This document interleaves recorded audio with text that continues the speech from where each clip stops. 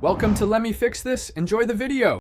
In this video, I will explain how to get a Canva team link.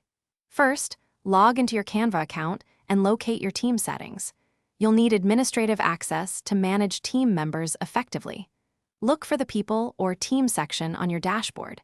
This is where you'll initiate the process to invite new collaborators and build your creative workspace.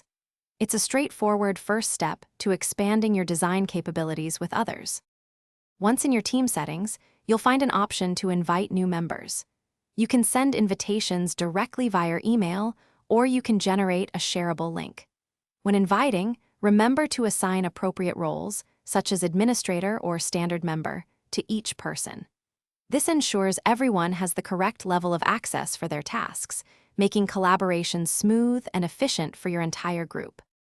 To get the team link, simply choose the Invite by Link or Get Invite Link option.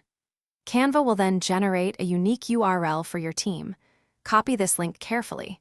You can then share it with anyone you want to join your team, whether through messaging apps, email, or any other communication method.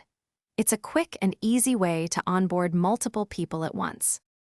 After sharing your team link, you can easily monitor who has joined your team.